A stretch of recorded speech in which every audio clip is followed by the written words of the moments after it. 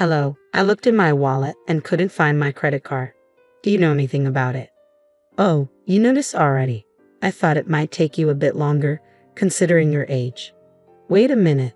Are you saying you're the one who spent $50,000 without permission? That's outrageous. It's not as bad as it sounds. It was just for my wife's birthday. I borrowed the card to book a stay in an ultra-luxurious 5-star hotel suite. It costs about $110,000 a night, and we stayed for 5 nights. It was an amazing experience. I'm even thinking of going to another country next. See you later. Hold on a second. I haven't spoken to my son in 30 years. I raised my 2 boys on my own after divorcing my husband. My younger son has always been there for me, but my older son is a different story. Recently, he came to the house, took my credit card from my wallet, and spent $50,000 at a luxury hotel. His actions are both criminal and heartless. I supported him through everything, but now, I can't even think of him as my son. 2 minutes later, I made a decision and called his wife. Hello, my son is there, isn't he? I've contacted the card company and had the credit card stopped. I'm also planning to report the theft and unauthorized use to the police. After ending the call, I blocked their numbers. I can only imagine their panic and confusion now that the card is stopped. They were planning to travel to another country, so they likely don't have return tickets. They're going to face some serious trouble. A week later, they had no choice but to apologize. I'm a 65-year-old woman living alone in New York. Since divorcing my husband 30 years ago, I've raised my 2 sons by myself. I'm retired now and enjoying my leisure time. Mom, I bought your favorite donuts, my younger son said when he visited. Thank you, you didn't have to go out of your way, I replied. My younger son often visits even after moving out. He works for a company with good benefits and can get home on time. He's single, so he stays over if the next day is a day off. It's not that he hasn't become independent, he just worries about me living alone. I can manage on my own, but I appreciate his thoughtfulness. On the other hand, when my eldest son and his wife visit our family home, things never go well. I don't really welcome their visits. Hey, can you lend me some money? We have our wedding anniversary coming up next week, and we're planning a trip abroad. We need some extra funds, my eldest son asked.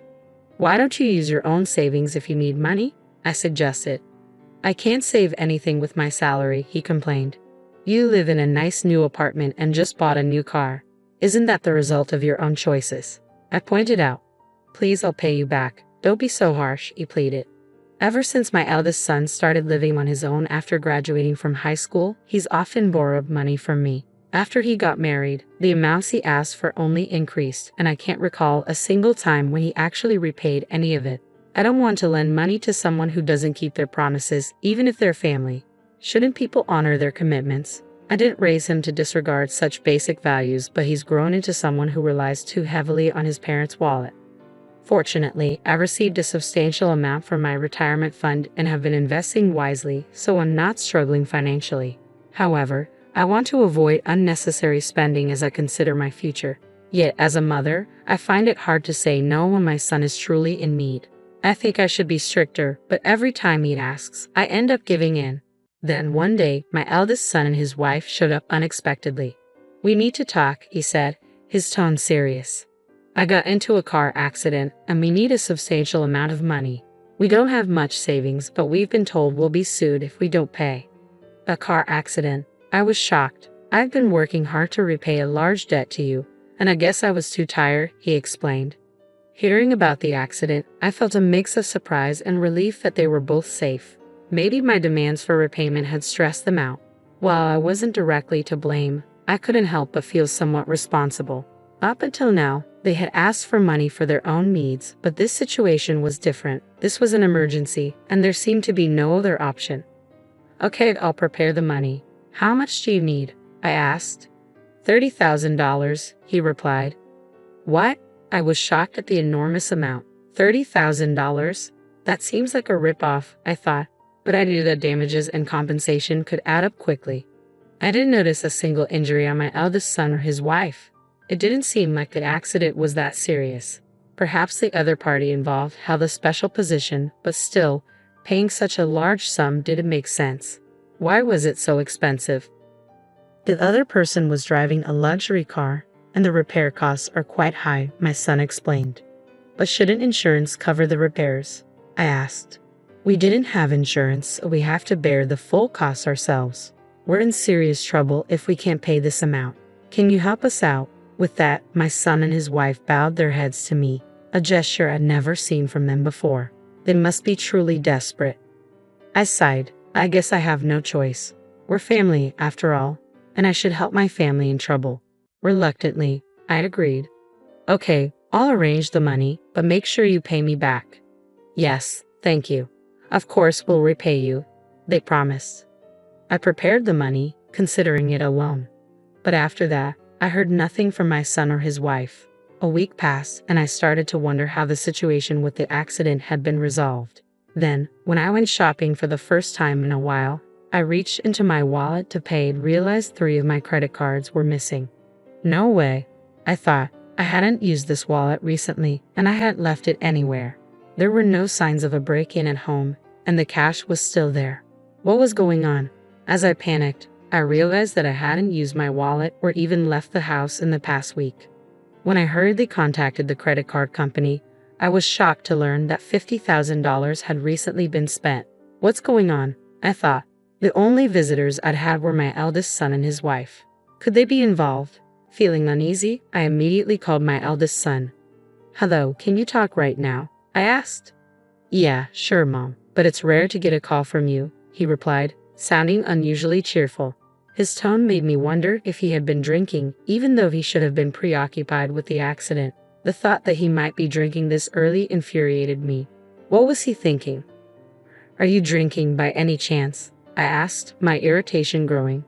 No, it's not like that. What are you talking about? He responded, sounding defensive. Have you seen my credit cards? They're missing from my wallet, I pressed, hoping I was wrong. Oh, you noticed already? I thought it would take a bit longer for you to find out. I'm surprised you caught on so quickly, he said with a smug tone. What do you mean? I asked, dread washing over me as I began to realize what he was implying. Could it be that my eldest son and his wife had taken my credit cards without permission? It felt like theft, plain and simple. I didn't want to believe it, but after hearing what he said, I couldn't think of any other explanation. There had been no signs of a break-in, so they were the only suspects. But I never expected him to admit it so easily. I was too shocked to respond at first, but my son continued talking. We've just been using a bit of your money. Your credit card is really convenient. You know, we're on vacation for my wife's birthday, staying in a top-tier suite. The whole trip, including the hotel, is costing about $50,000. It's nice not having to worry about money. This couldn't be my son. Someone must be impersonating him over the phone. That's what I desperately wanted to believe. But deep down, I knew it was him, revealing a side of himself I had never seen in over 30 years. Betrayed by my own family, my heart broke, and I was at a loss for words. Why would he do this to me? Was he really my son? Oblivious to my feelings, he seemed to be enjoying himself. You think it's okay to use someone else's credit card without permission? Don't you know the difference between right and wrong? And you haven't even repaid the money from the accident. Why? No report, no repayment, and now you're stealing my cards. It's just unbelievable. The words burst out of me in a wave of emotion. I just wanted him to apologize. One simple word, and maybe I could find it in me to forgive him. But instead of the apology I longed for, I heard his wife's voice on the other end. Mom, you've saved up quite a bit of money, right? So it shouldn't be a problem if we use a little. Money is meant to be spent, not just saved. That's right, my son chimed in. I'm really lucky to have such a smart wife. We're going to enjoy ourselves, so don't contact us anymore. With that, he hung up the phone. A clever daughter-in-law? What does this all mean? Could it be that she's the mastermind behind all of this, manipulating my son? The thought shifted my perspective slightly. But regardless of who initiated it, this was a crime. Using a credit card without permission, even among family, is theft. What were they thinking? Anger surged within me, and it took time to regain my composure. But at least now I had a clear grasp of the situation. I had a plan in mind. After hanging up the phone, I waited about 2 minutes before calling again. This time, my eldest son's wife answered. Hello? Do you need something? I told you we're on vacation. You shouldn't be contacting us. This call is a courtesy, I replied calmly. Her dismissive tone didn't faze me. A courtesy? What are you talking about? She asked, sounding slightly annoyed. I've notified the credit card company about the unauthorized use and had the card stopped. Don't be surprised when it stops working. I informed her, letting my words sink in. You did what? How are we supposed to pay for things now? She demanded, her voice rising in panic. Lending and borrowing credit cards is not allowed, and this is clearly unauthorized use. Did you really think I would just overlook it? That's incredibly naive. What do you mean you stopped the card? We need it. We don't even have tickets for the return flight. Call the credit card company right now and get it reinstated, or we'll be in serious trouble, she insisted, her tone turning desperate. If they truly needed help, they could have asked for it humbly like they did during the last incident. But after seeing their true colors, it was clear that any expectation of decency was futile. I wasn't angry anymore, just astonished by their audacity. I ended the call and immediately blocked their number, along with any messages. I had no desire to speak to them again or even see their faces. No matter how much they begged, I couldn't bring myself to help them this time. Then I contacted my younger son. I warned him, they might cause you some trouble. A week later, my younger son called. Mom, it's about my older brother. I've decided to pay the money for now, so they'll be coming back soon. But I'm worried they might hold a grudge against you. Don't worry, I reassured him. I'll handle it if they come. I knew my eldest son and his wife were likely to blame me, completely ignoring their own actions, but I was ready for whatever came next. I felt guilty about involving my younger son, but I was determined to be even stricter when they returned. With this resolve, I waited for them to come home. The next day, as I had expected, they showed up. Mom, why did you do this? Do you realize how much trouble we were in stranded abroad without a single acquaintance? Have you ever considered how desperate we felt? They began yelling at me the moment they walked through the door. How foolish, I thought. It became clear to me once again that only fools try to win arguments by raising their voices. If they had just explained their situation logically, maybe I could have understood. But they showed no intention of apologizing. You always just shout like barking dogs. But honestly, I never expected anything different from you, I said calmly. You have two choices. Either call the police yourself or repay the full amount right now. What? Police? What are you talking about? Don't joke with me. You're the one who stopped the credit card and left us in that mess. Shouldn't you be taking responsibility for that? I couldn't help but wonder what kind of upbringing leads to such a lack of understanding. In over 60 years of life, I never thought I'd encounter people like this, but I was serious. Do you realize that using someone else's card without their permission is considered fraud against the credit card company? Even if we're family, sharing cards is not allowed. Reporting this to the police will only cause trouble for you. Wouldn't you rather just repay the full amount? You should be thankful I haven't reported you yet. But we don't have the money right now, you know that, they protested. Oh, and about that story you told me about the traffic accident. I already know it was a lie. I want that money back too. Their reaction was priceless, eyes wide and mouths agape in shock. I couldn't help but laugh inwardly. If they thought I was clueless, they were sorely mistaken. Why are you bringing up the traffic accident now? They stammered, clearly taken aback. Because after what you did with the credit card, it's time you stopped underestimating me, I replied, unwavering. I immediately spoke with my second son. He mentioned how your lifestyle had recently improved and also confirmed that there hadn't been any accidents. Since he lives nearby, he quickly checked and confirmed that the car was perfectly fine. It turns out the whole story was a lie. While it might be difficult to sue my own son, your wife isn't my family, so I can pursue fraud charges against her.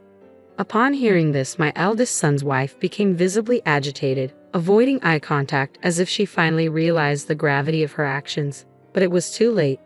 What shocked me the most was that there was still no apology from either of them. They just sat there in silence, not uttering a single word of regret. I was amazed at their complete lack of common sense. Anyway, I'm demanding full repayment of the money, I continued. If that's impossible, I won't hesitate to report you to the police. I'll also make arrangements to ensure my savings aren't inherited by you and use this as an opportunity to sever ties. Wait a minute, we're family. Isn't that a bit harsh? They protested. You're adults now, so such childish excuses won't fly, I replied coldly. If I report this to the police, you'll learn about the harshness of reality. Their feeble excuses only infuriated me more. All I wanted was estrangement and repayment of the money. After making this clear, I drove them out of my house. They tried contacting me several times afterward, even coming to the house to apologize, but I was no longer willing to listen. I contacted a lawyer and began the repayment process. Eventually, my eldest son and his wife seemed to come to their senses and promised to repay the money. We're truly sorry and promise to repay the money, but it's difficult to pay $55,000 in one go. Could we perhaps arrange installment payments? There's always the option of taking out a loan, I responded sharply. If you sell the car and get rid of your expensive branded items, you can quickly raise the money. Don't make me angrier. Of course, I had no intention of accepting installment payments, and how they borrowed money was none of my concern. They repeatedly requested installment plans through the lawyer, but I refused. Reluctantly, my son and his wife took out personal loans and for the remaining amount, resorted to loan sharks. They ended up losing almost all their possessions except the car, and his wife had to start working to cover the monthly interest payments. The couple, once living lavishly, was now being tormented by the very money they had once squandered. I don't know how long this situation will last, but it's the result of their own actions. It's too late for regrets. They must live with the consequences of their choices. As for me, I'm living happily, even if alone. Life isn't just about money, it's important